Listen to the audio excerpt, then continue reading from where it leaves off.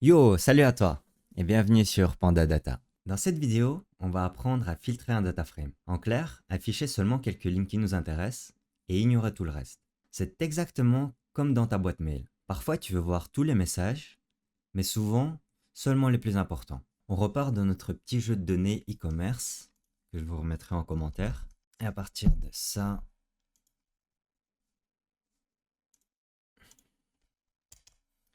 on va créer un data frame. Spark.create data frame avec data. Et on va mettre dedans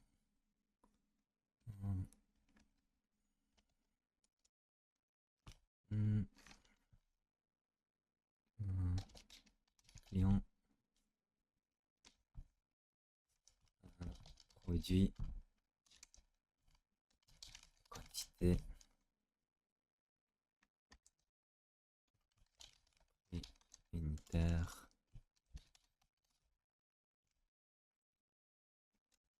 La parenthèse fermée. Et on va faire data frame show pour montrer le résultat. Et on va donc notre data frame avec client, produit, quantité et prix unitaire. Avec ce data frame, ce qu'on peut faire, c'est le filtrer pour, par exemple, n'afficher seulement les produits qui coûtent plus de 50 euros. Pour ça, on peut faire df.filter, df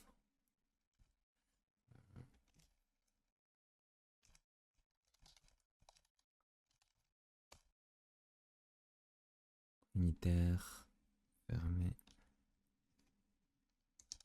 plus grand que 50 point chaud chaud.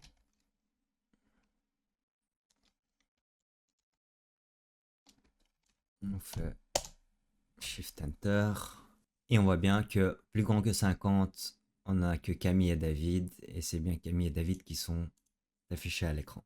On peut aussi combiner les filtres avec AND ou OR. On va faire un exemple. Par exemple, on va essayer de filtrer sur le produit. On va filtrer que les claviers et on a une quantité plus grande que 1. Du coup, pour ça, on va faire def filter df produit est égal à clavier. And pour ajouter une deuxième condition,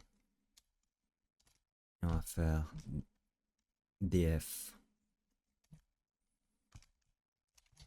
quantité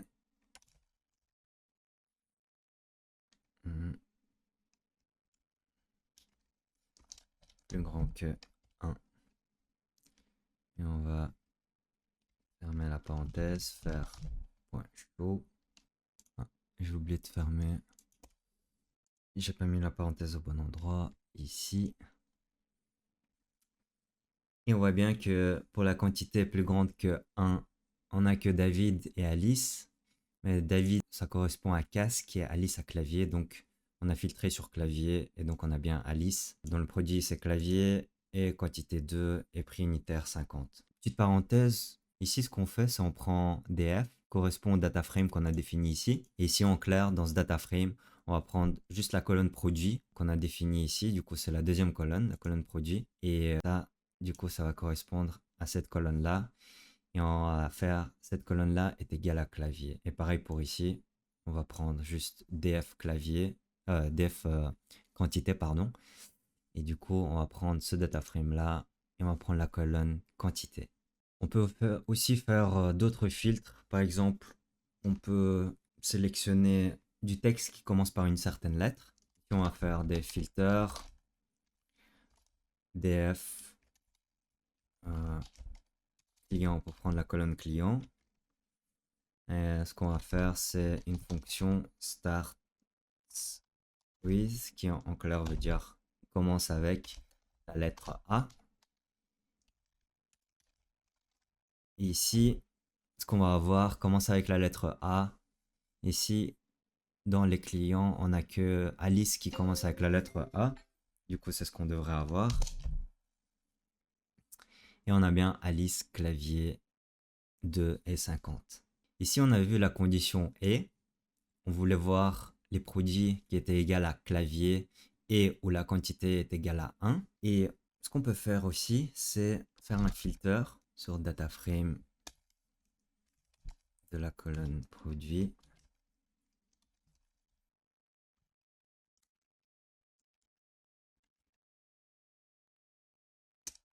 Qui sera égal à, on va dire, casque cette fois. Sauf que la condition sera un peu différente. Au lieu d'utiliser end, on va utiliser ou. Plus que je le trouve sur mon clavier. Ok. Voilà. Chez moi, c'est Alt 6. df produit. Fermer la parenthèse.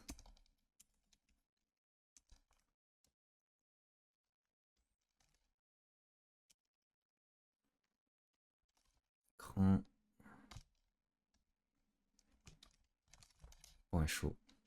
Ici en clair, ce qu'on fait, c'est du coup on sélectionne le produit qui sera égal à casque ou bien un produit qui sera égal à écran.